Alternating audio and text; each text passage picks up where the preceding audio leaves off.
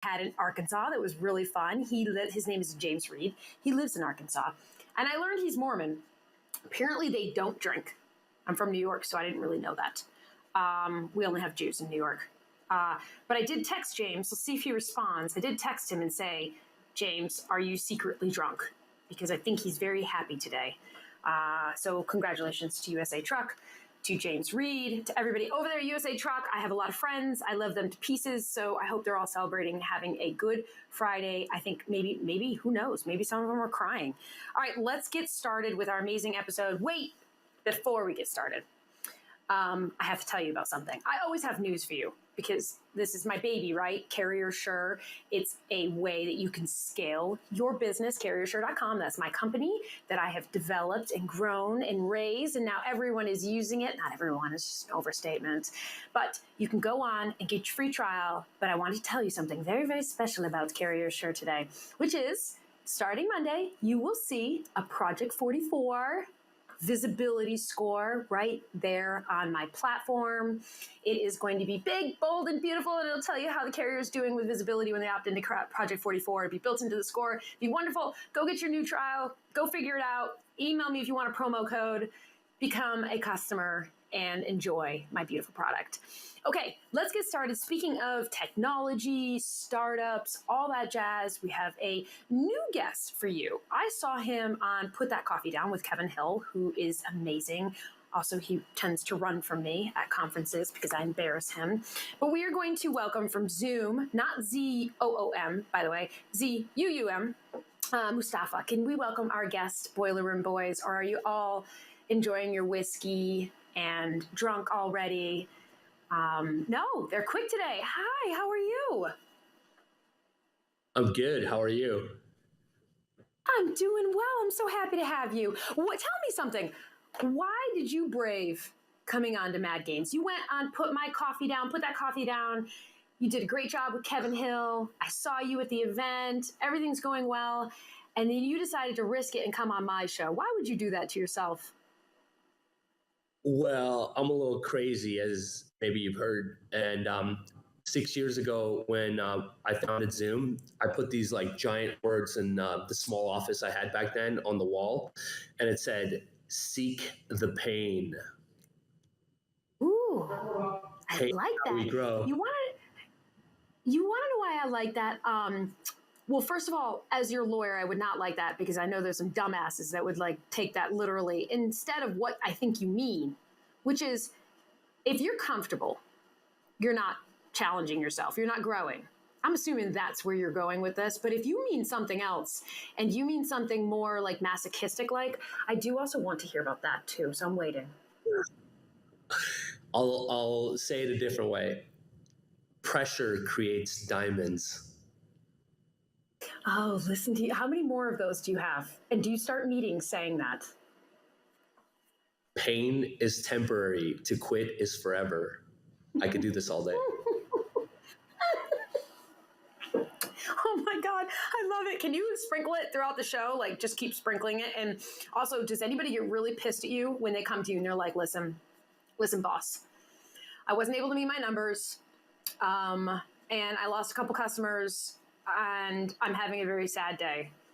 And normally, like I would hug my employee and I'd be like, it's okay. But what do you say? What is Well, I've been known to sprinkle analogies through pretty much all of my statements. Sometimes they're good, sometimes they're not, but you can't hit a home run from the dugout. Oh my God, I really love that one. I might use that one again. I'm not going to lie. I'll use that multiple times pretty much because people love it. Applies to so many parts of my life. So tell me, where are you right now? Are you in California? I am. I'm in Irvine, California. Okay, very much. Is that where you were like born and raised, or is that where you decided you were going to start the company and you're from Nebraska or something like that? Tell us about you first before we talk about the company. Yep. So I was born in Afghanistan. My dad was a general that commanded 40,000 troops and led the revolution on the King. He was the first Afghan Soviet general to defect into the United States in 1989. I grew up in San Francisco, went to UC Berkeley, studied supply chain and economics, worked at JB Hunt for 6 years. Then I ran as a chief operating officer of fleet, and then started Zuum 6 years ago. That's amazing. That is an amazing story. So when you okay, let me back up. When you told your dad that you graduated from college and you're going into freight, and he was like, I am this amazing military guy, why are you going into trucking? Is that how that conversation went? Or was it more like, I'm proud of you, son. Go knock it out of the park. Tell us more. So essentially, my dad, he didn't even know what like the freight industry was when I got into it.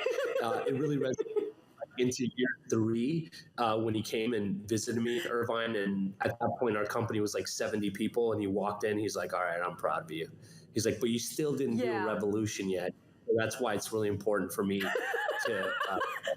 You're like, Dad, you won't believe it. I've been doing a great job. I got a great education. Like, people love me. I'm knocking it out of the park. And he's like, but how's that revolution going? Like, when I was your age, I have taken over countries. Yeah, the timer on the lights around me actually turned off. You can't see me, right? No, I can't. But don't worry. It might be FreightWaves. They like to mess with me. And they like to pick on me, although I love them dearly. I really do. I'm just kidding. They're not doing that to you. It's probably somebody's internet. Could be yours, could be mine. It happens all the time. But don't worry about it, because most people listen while they're working anyhow. They don't pay any attention to what we look like. Sometimes I make faces and no one says anything. That's awesome. But here, I can make sure.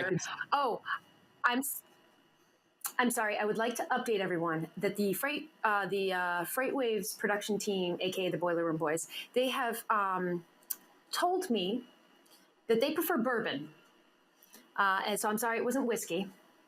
And Tanner likes to say he wants you to know that he said, "I am what you made me." It's your signal of the internet. They also say so. That's why they're showing your beautiful picture. But that's okay. We'll keep rolling with it. So then, here's what I want to know. Because I'm always jealous when people have parents who are entrepreneurs. Because when that one person in the family that derives from a family of like structure and stability and like army, big companies, but they've never been an entrepreneur. And you have one person in the family that decides to be an entrepreneur and everyone else in the family is like, oh, what are you doing? Was that your family dynamic?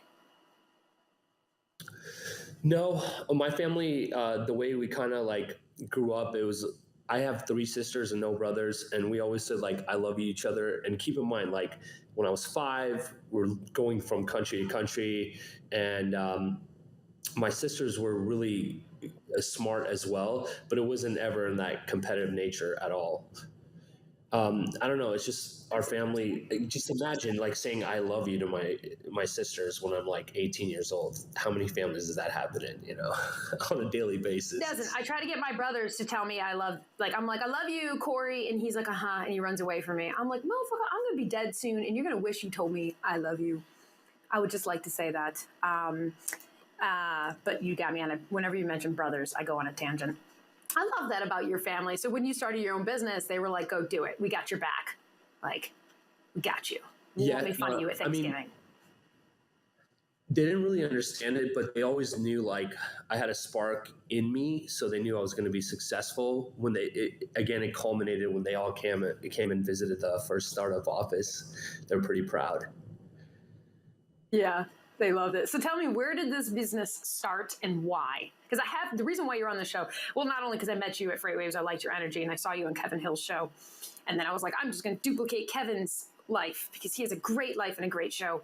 But also because I have friends and users of my product that say they love your product. So where did all this begin? And tell me a little bit about your journey of the company. Yeah, so I didn't want to be part of like a giant organization with 30,000 employees because I didn't feel like I could really make an impact being employee number 30,001. So essentially working for that fleet of 30 trucks, they were set up with 1,200 brokerages. So I started to like reverse engineer all the different broker apps. And I was like, there's got to be a way to build a super app to connect everybody in the supply chain like Google did, because everybody's building towards monopolies. and I wanted to become the first Mm-hmm. company to democratize everybody with a digital footprint. And I knew it was going to be hard, and I knew everyone was going to talk shit about it. But I said, you know what? Just do it. Boil the ocean. And now we got the ocean lukewarm, and I'm feeling really good about it. Good. I'm glad. I'm hearing a lot about it too. So good for you. So you started it. You were. I like how you worked backwards because you're thinking about the end users and the problems they're having. So is your platform more intended for truckers or brokers Yeah. or all of them? And No. what about shippers? So, nutshell, step one, we became a digital broker, and we've grown that business to $100 million right now.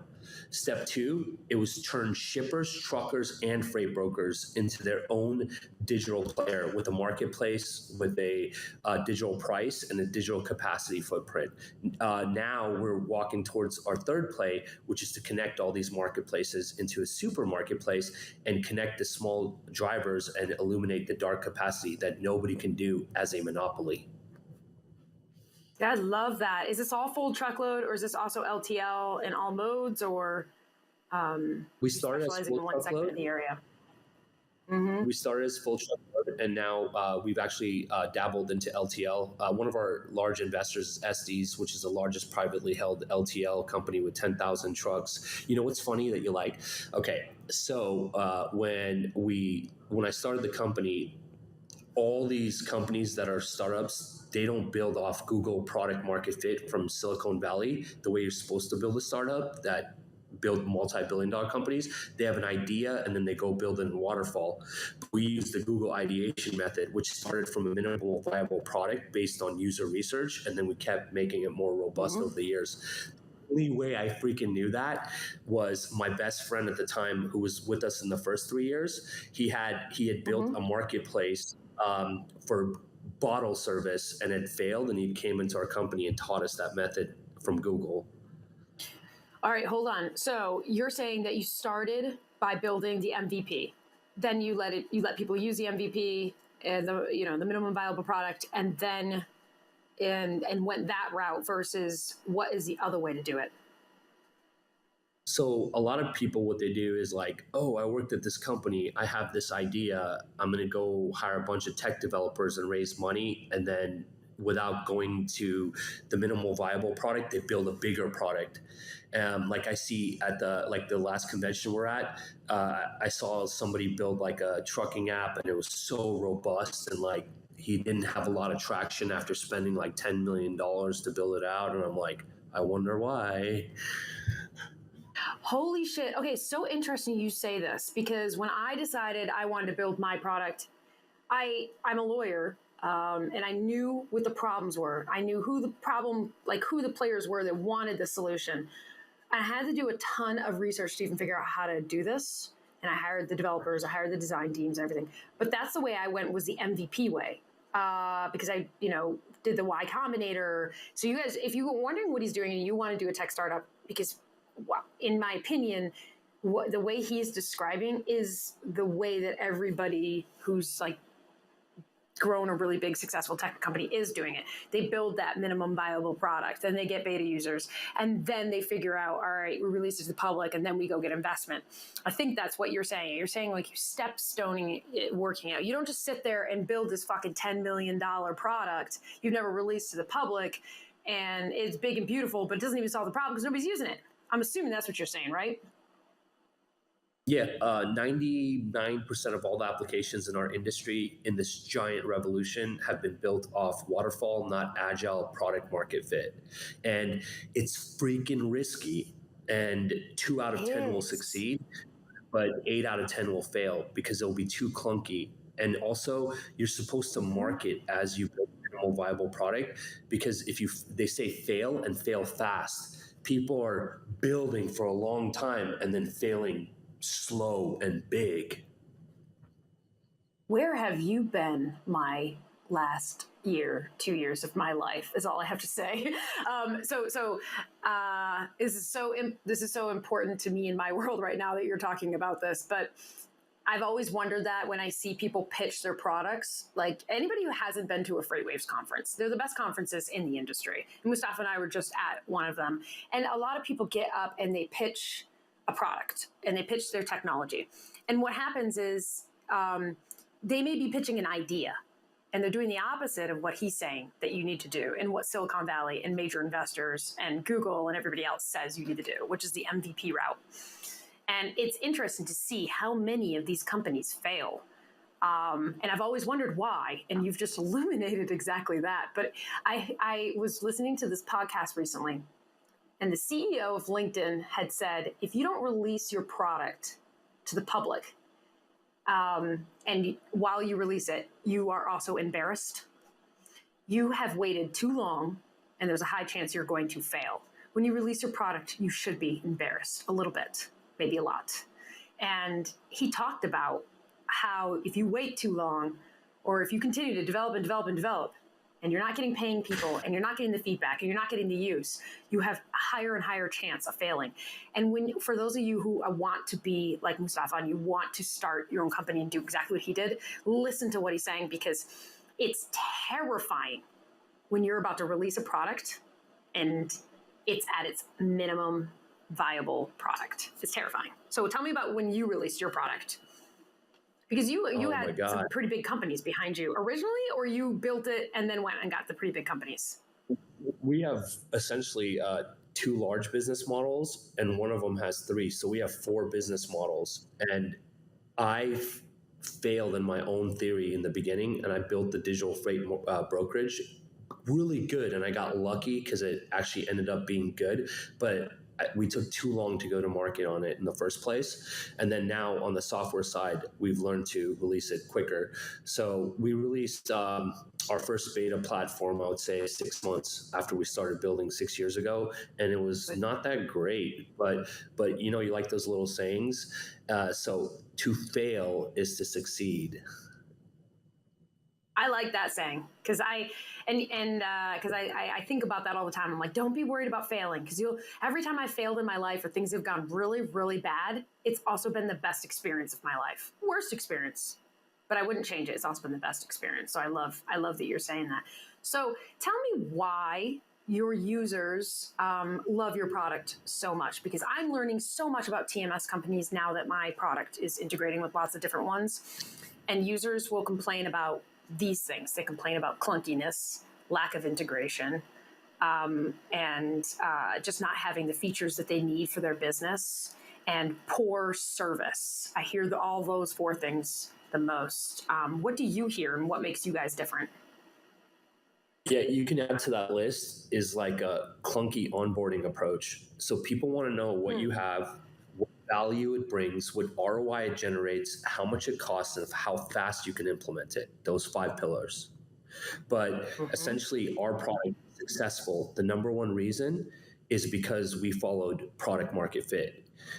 So what does that mean? That means it's really beautiful and sexy to the eyes. It's user intuitive. When you look at it, it just makes you feel good, like an iPhone, but it has depth like an iPhone. You can dive deep with it. And we targeted enterprises, and our biggest software users are large enterprise brokers, and brokers are micromanagers. They want like the most robust system to micromanage all the small carriers in the world. So we had to build it really deep, because we do have a competitor out there that's almost as pretty as we are, but they don't have the depth. So that's why we reign supreme. The other thing is we can implement quickly. If they want this giant, robust, beautiful product that we built out that's like an iPhone, we can launch it within a week for them. And then the other thing is, as we launch all this cool new stuff throughout the years, we don't charge them money for it, a nickel and dime, and they grow with the product. You look at every TMS user, they have to buy a new one every 5 years. Zuum is here to change the status quo. Oh my God, I really love you. Okay, tell me what you do with those customers who have, I feel like every time I ask somebody, who's your favorite TMS, or what TMS, when they're like, oh, I'm going to change to TMS, I really don't like my TMS. I'm like, what are you looking for? And they're like, we have so many different angles of the business, right? We have LTO over here. We have assets over here. We have Is that, can you help them, or are you looking more for those straight 3PLs or those straight 2PL brokers? Like, where's your sweet spot? So people know, like, am I a customer of Zuum? Right now, I'm talking to one of the top 5 logistics companies in the world, and we're not supposed to be able to sell to them. And the only reason we can sell to them is because our product is modular, which means they can adopt a piece of it. And we built our product with the RESTful API. So if they like other products, we integrate into all products. Therefore, we don't have any direct competitors. I know that's like hard to conceive, but most of our competitors could sell on our product. So can you give us like an example or more details for those people who are like, what did he just say? Yeah, so we created a super platform which gives systems to your carriers and to your shippers for the broker and also your back office. If they only like the carrier stuff, I can bolt it onto their McCloud system, no problem. Most other systems are unitary, which means you have to adopt the whole thing. Like if you want to win with someone, you have to have it palatable in a crawl, walk, run. Like basically don't go through the front doors trying to slam it down, because a lot of these owners in the industry, they have this thing called sunk cost fallacy in their head that they spent millions of dollars on their old Kirby vacuum. And if you show them a Dyson, they're going to be like, that's, so you have to be really careful and be really ROI driven and show that the risk is not there. And you can quickly prove that out to them. Damn, you're good at this stuff. All right, so you got this successful company. It's blowing up. Everybody seems to love it.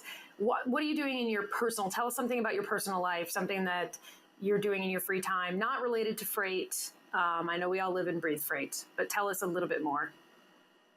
So, like being a CEO of an organization with over 100 people is really difficult and it consumes you. So, I did something crazy, which was super risky, which I shouldn't have done. Can you see me? Can you see me right now? That's the question. We can see you. We can see you. I want to know what's going on. What's happening? Hold on. I'll show you. Wait for it.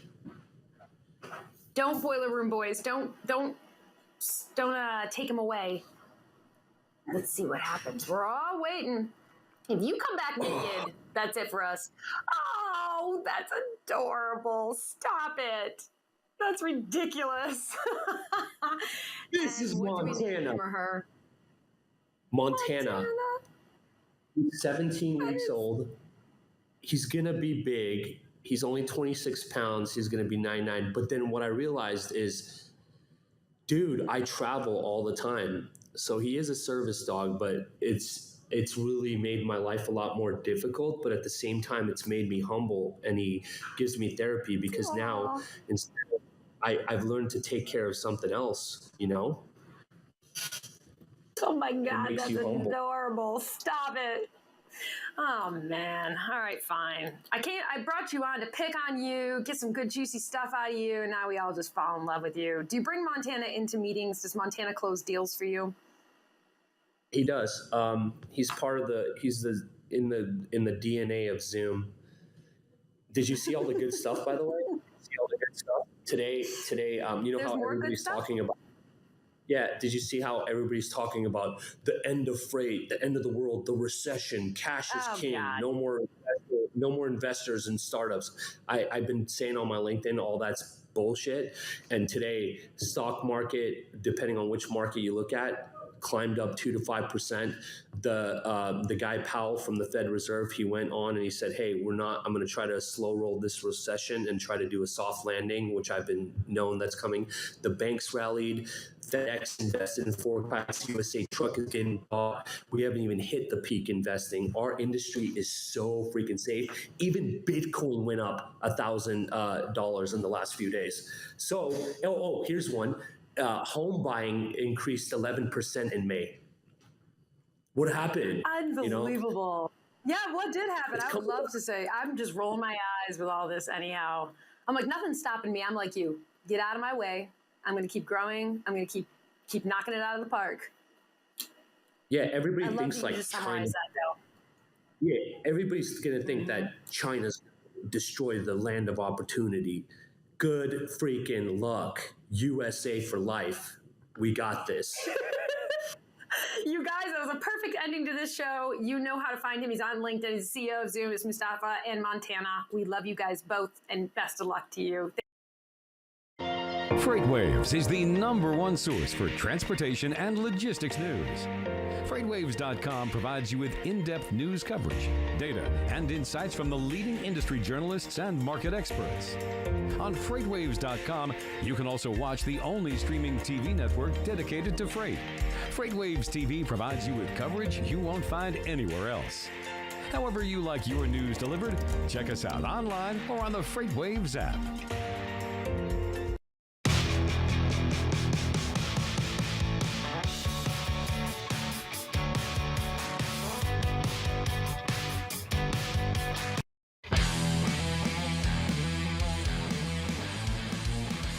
What the Truck is now 3 days a week.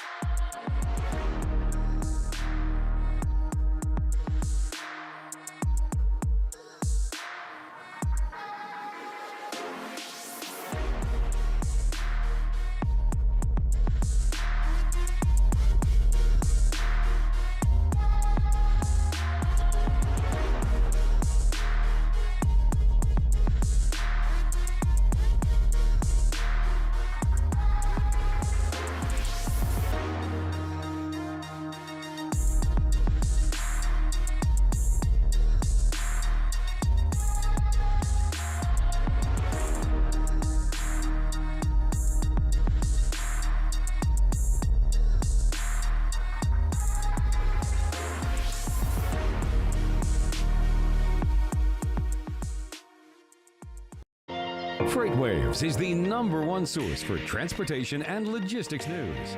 FreightWaves.com provides you with in-depth news coverage, data, and insights from the leading industry journalists and market experts. On FreightWaves.com, you can also watch the only streaming TV network dedicated to freight. FreightWaves TV provides you with coverage you won't find anywhere else. However you like your news delivered, check us out online or on the FreightWaves app.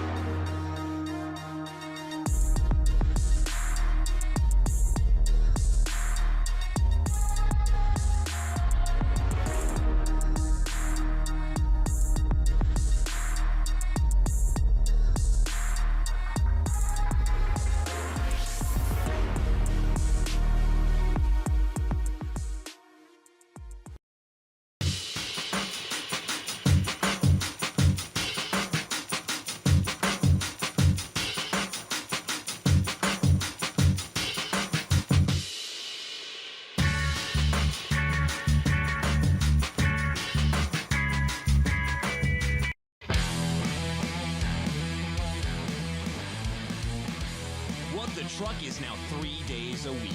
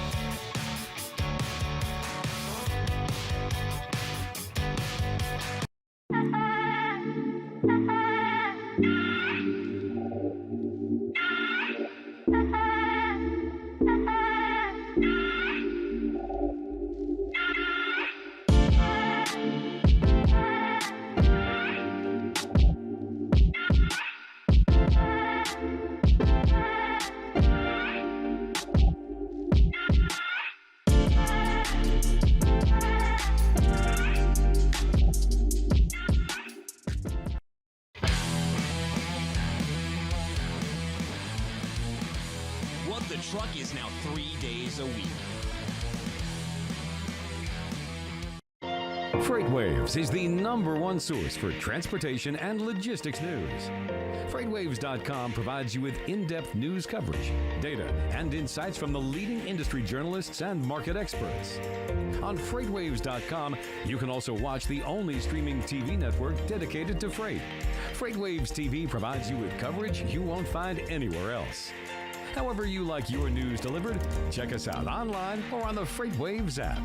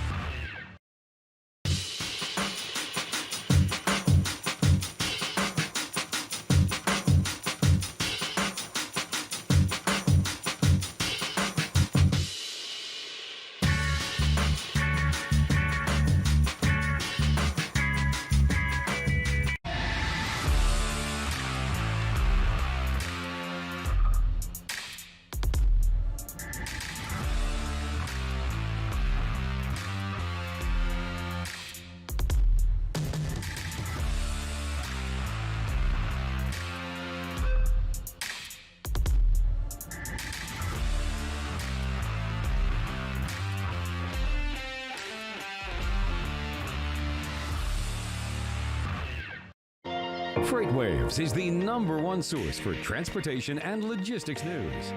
FreightWaves.com provides you with in-depth news coverage, data, and insights from the leading industry journalists and market experts. On FreightWaves.com, you can also watch the only streaming TV network dedicated to freight. FreightWaves TV provides you with coverage you won't find anywhere else.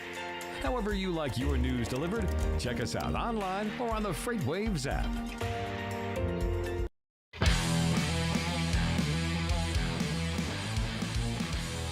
The truck is now 3 days a week.